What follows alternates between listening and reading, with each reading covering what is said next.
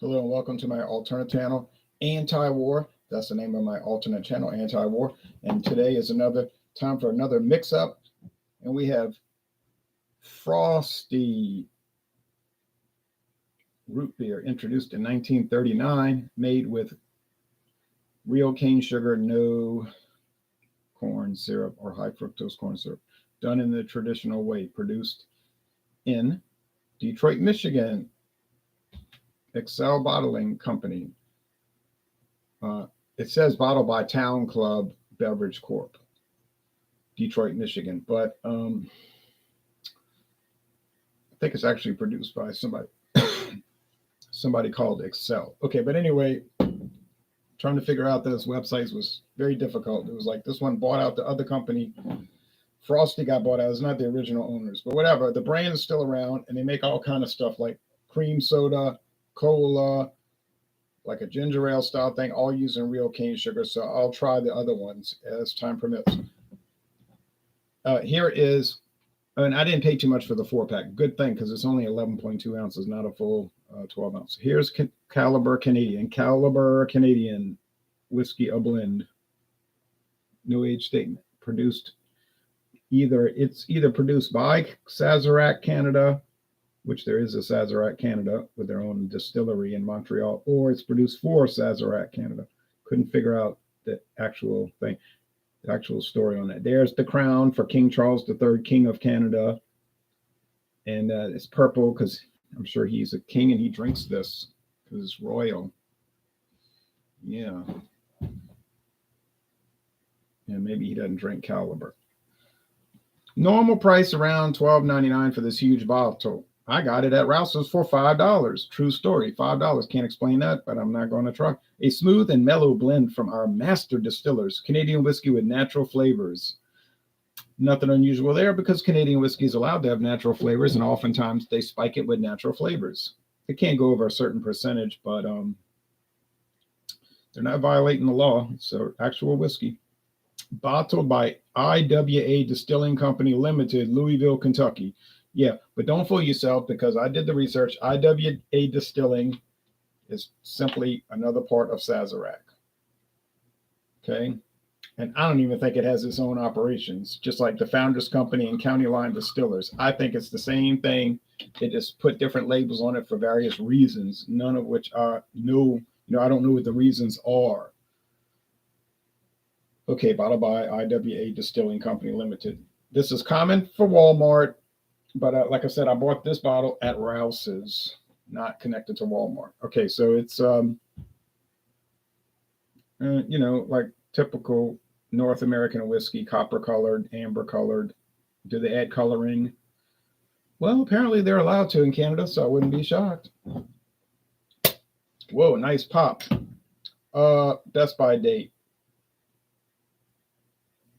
29th of March 2024. Good. Naturally and artificially flavored soda. All right. Pour it on top the Canadian whiskey. Nice smoke coming out there.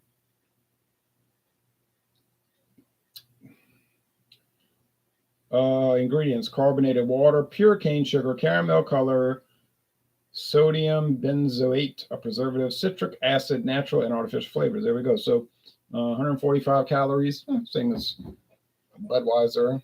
That'd be other people used to drink. Okay. Smell like whiskey and root beer. Taste. Cheers. I was reading about root beer. It used to be made with sarsaparilla, which is like a root, sassafras tree root, something like that. But there was some kind of concern around 1961. That's big kind of hoopla that the U.S. government, and we know we can trust them, they claimed that it was toxic. People who drink a root beer a lot were getting ill, like some liver damage or whatever. So they banned it. Like after this date, you can no longer make true root beer. So they were like, oh no. So the root beer companies concocted something using vanilla beans or whatever, vanilla extract to make it taste like the other stuff. And it didn't appear that the consumers cared too much. So Now, when they started using high fructose corn syrup, I care because it tastes nasty to me. So I'm not a soft drink person anymore. Good thing I probably stopped drinking them because they're not healthy. But occasionally, probably not hurt you. It's not going to hurt you. All right. You can still buy sassafras, pulverized sassafras leaves. Um, I know where to buy it, right? At any grocery store here, you can buy it. Zatarain's makes it. Some of the private label, like guess Food Club, might make it. And they people put it in like gumbo and soup to thicken it a little bit. But like don't put a lot. Most people wouldn't. They call it filet, Filet, filet. You probably never noticed that at your store, but if you go to your store next time and look in the spice section, you'll probably see filet on the shelf. And if you look at the ingredients list, it's always the same for no matter what company makes it. It always says ingredients: sassafras leaves. So it is pulverized into a like a powder, nearly a powder form. You can also buy Zatarain's root beer extract. It comes in a little bottle like this. And if you look at the bottle on the back, it has instructions how to make your own root beer. And follow the ingredient. My mother used to buy that stuff and make her own root beer for us. No carbonation in it, so it's flat. But when you're 8 years old, you don't care. You just want to drink it because it's full of sugar. So she'd make that maybe once a year.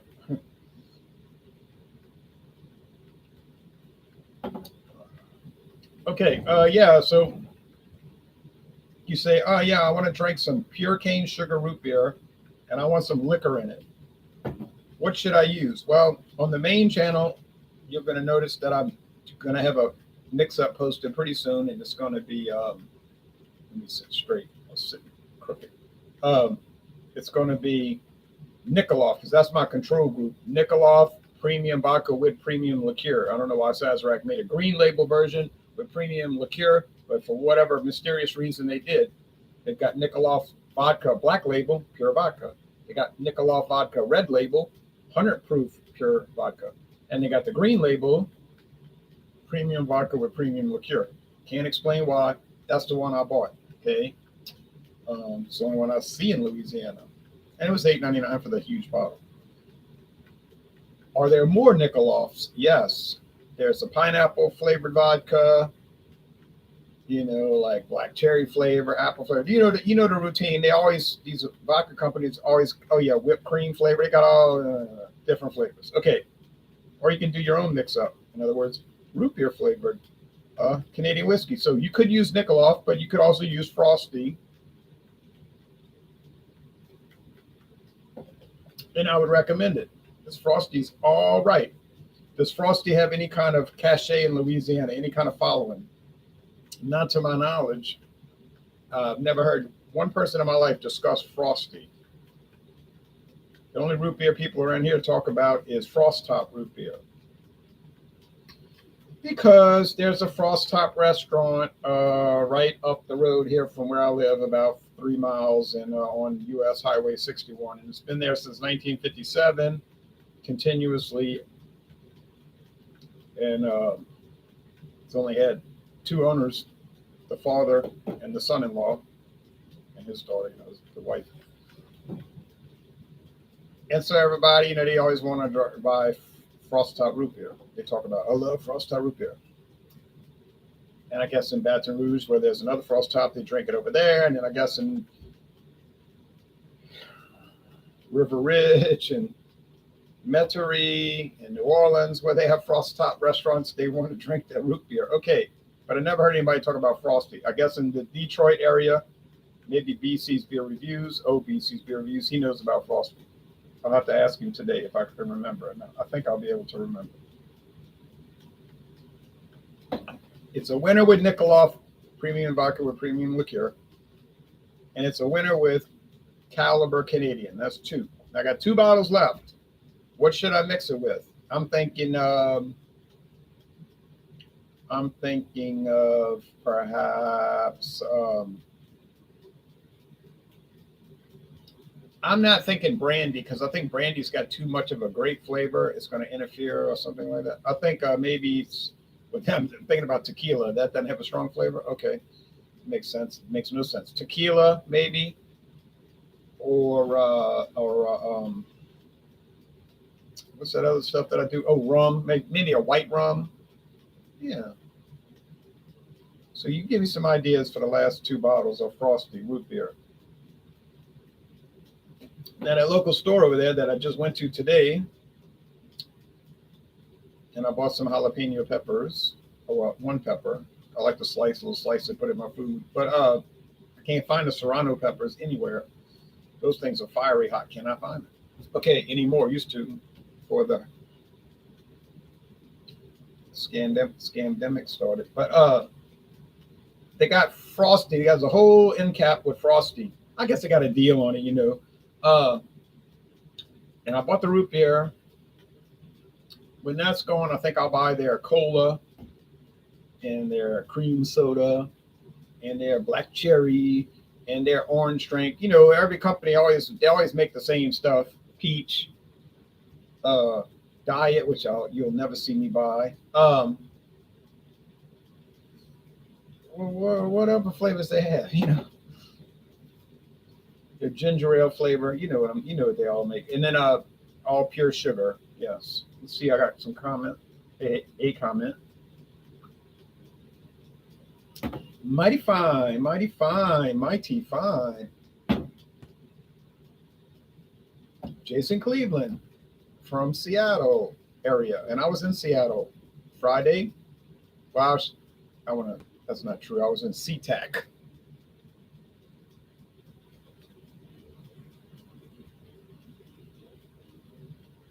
And y'all know why I was at SeaTac. Same reason everybody goes to SeaTac.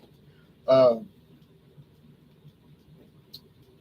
I stayed there one time in 2007 when I went to see the Mariners, and because the hotel was right by the airport. And I went walking around in the neighborhoods. It seemed nice. Seattle, Tacoma. I didn't look at their soft drink selection. All right. Good afternoon to you, Jason Cleveland.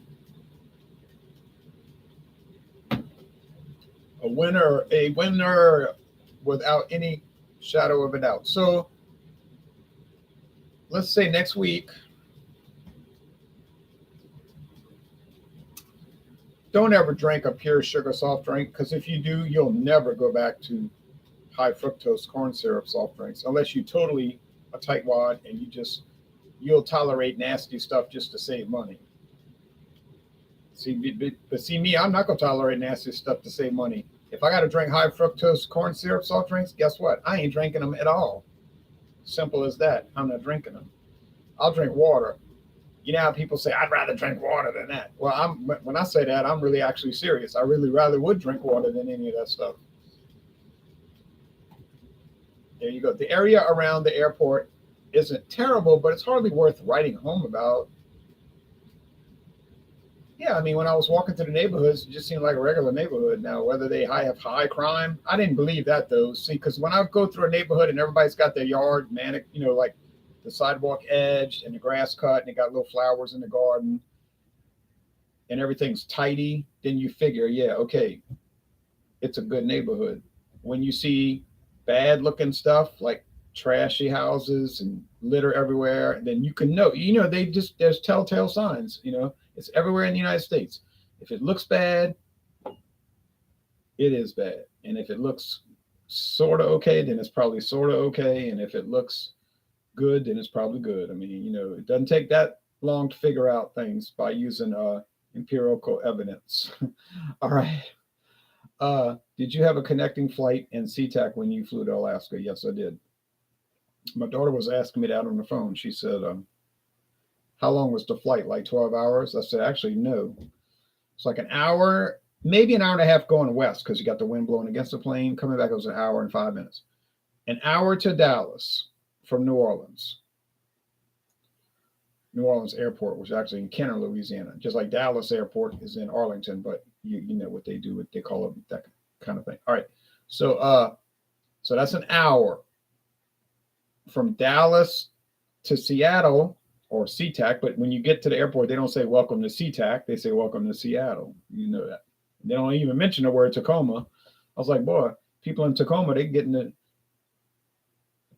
elbowed out of the picture, like they don't count. But they say, welcome to Seattle. So that was 4 hours. 4 and 1 is 5. And from Seattle to Juneau was 2 hours. So that's 5 and 2 is 7. Really only 7 hours. But it's going to take longer than 7 hours. Because you get to the Dallas airport, you're waiting around. But there's stuff to look at, that's like mildly interesting. So then you do that. And then you go to Seattle, which they're renovating that rundown airport. And there's stuff to look at that's mildly entertaining, interesting. And then you get on that plane. Now, coming back, it was fast, because we got to Seattle and I had enough time to eat that egg and steak burrito at Qdoba, which I've never been to before, but it was great and not expensive like usually at the airport. And right when I got back to the gate, they were loading up. I said, well, good thing I didn't play around. And then got to Dallas, got off the plane at Dallas and had to walk straight to the gate. It was getting ready to, but then it got delayed an hour because they had rainstorms that backed all the planes up. So that then we waited on that runway for an hour. It was so aggravating.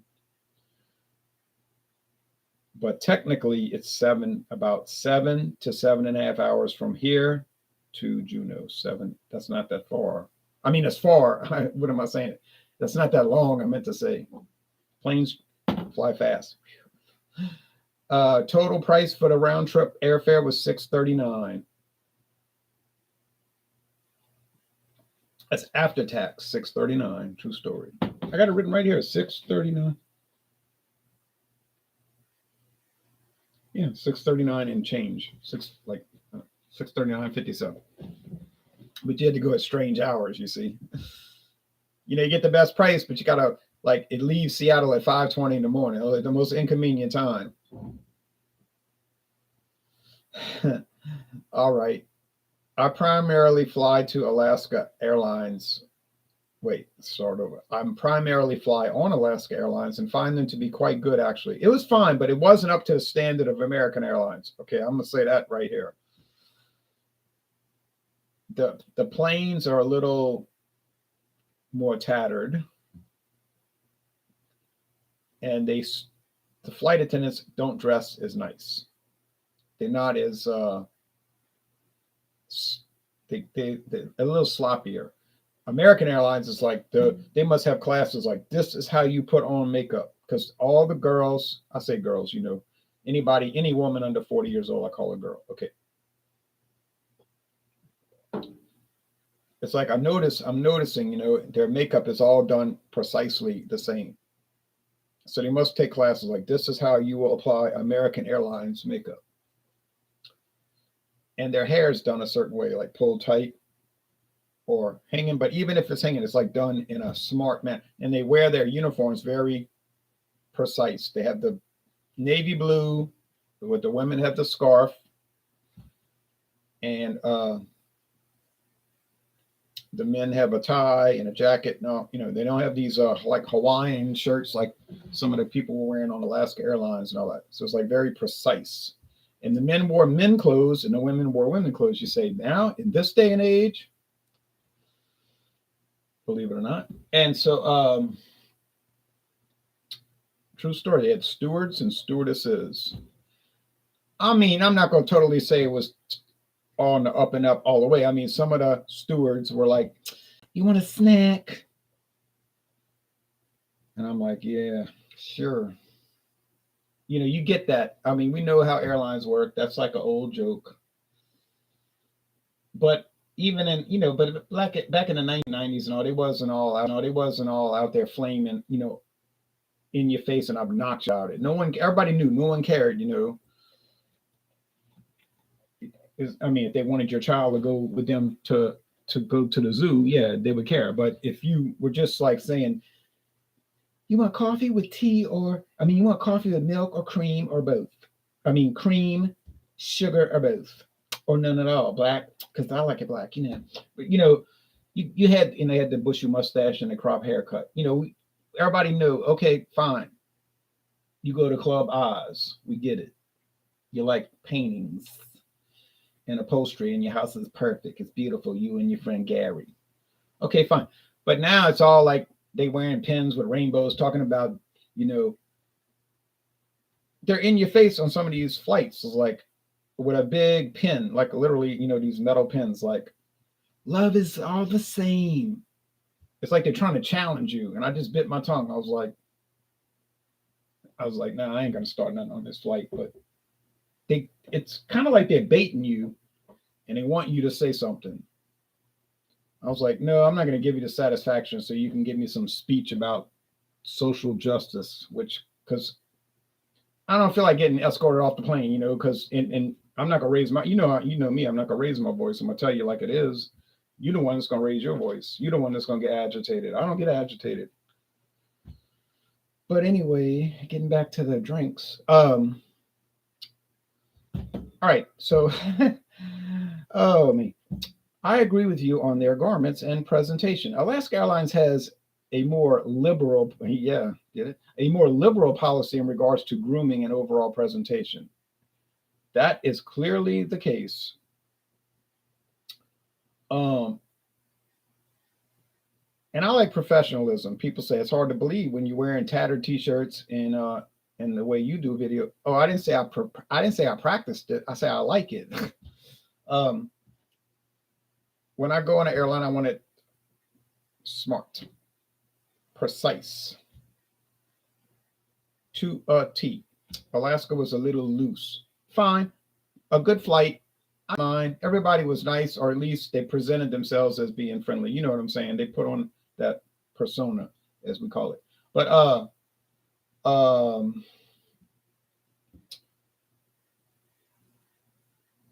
I'll say one thing about American on the way up there. I said, I heard him saying, "We're out of IPA." Oh, give me an IPA. So she brought Goose Island IPA to the person in the front. I said, "I'd like that." I said, she said, "What would you like?" I said, and they had some nice looking stewardesses on the way up and back on American. Now on Alaska, I said the people were friendly. I didn't say they were. All right. But anyway, so both times was the pretty girls too. I don't think I attracted them. I think it was a total circumstance, a total what you call that, what they call it, coincidence. I'll just pretend that I made them want to give me this. But the girl said, "What would you like to drink?" I said, "You got beer?" "Yeah." I said, "IPA." Oh, we're out of that. I gave. She took my. The way she said it, she took my last one. I said, "How about Heineken?" "Okay." Poured it. No charge. She never said, "Can I see your credit card?" It's supposedly $8. I didn't even realize that on the way up. So it was good. Heineken's always good. On the way back, I said, I was reading that brochure. I said, $8. I said, that'll be the day when I pay $8 for a 12-ounce can of Heineken or something like this. Alaska Airlines has Allegiant Space Dust, though. Hey, but I said to the girl when we were still in the air, I said, "Do y'all have free beer?" And she said, "No." She said, "Technically, we do not, but my thing isn't working. My thing." She meant her scanner for the credit card. She said, "My thing isn't working. So what do you want?" I said, "IPA." She went back in the cooler and got me Goose Island IPA. Beautiful head of foam. It retained the head retention. I said to myself, that's always a good sign of quality. I mean, that thing was foam for 20 minutes and thick, like meringue. So you don't get that with cheap beers. And that was thoroughly enjoyable. So that's the story of the flight. Oh man. Okay, so here's the last comments. Alaska Airlines headquarters is in Seattle, so they are all about the laid back lifestyle, etc. I got that impression, it's funny, it seemed like their headquarters would be in Alaska, right? But you had a man and a woman wearing their I call them Hawaiian shirts, it's like sleeves with the collar and it's got like prints, some kind of like just prints. Green and blue, green and blue, green and blue, green and blue. And some of them wore suit and tie and all of that. But a couple of them had like these rings in their ears or something like, or a tattoo. I didn't see that on American. No way. I didn't see a tattoo. I ain't seen a nose ring or an earring or nothing like that on American Airlines. And the girls all wore stockings on their legs because I was back there looking. They both had navy blue stockings and like expensive shoes, expensive everything. So that was impressive to me. You say because you are a fascist. Only fascists like smart clothing. Oh well, I don't think that's really true. But if you believe that, you might want to research fashion a little bit better. But anyway, just kidding around. All right. But as a comic, in all seriousness, I'm going to say that this is a nice pairing. Good Canadian whiskey, good. Notice I didn't say very good, and I didn't say awesome, and I didn't say great. But it's, Canadian whiskey is kind of a little own little animal. Some people hate it. I don't know why they hate it. It tastes good, but they're fanatics. This root beer is very nice. Not going to buy it again because I got all these other ones to buy, but I got 2 bottles left, so we'll see. We might have some tequila, we might have some rum, whatever in the next 2 weeks. Once a week is about all I could take with these mix-ups. But thanks for watching. I appreciate your input, and I'm glad I got to go to Alaska. Now I got one state left to go to out of 50, and I bet nobody can guess which state that is. Thank you.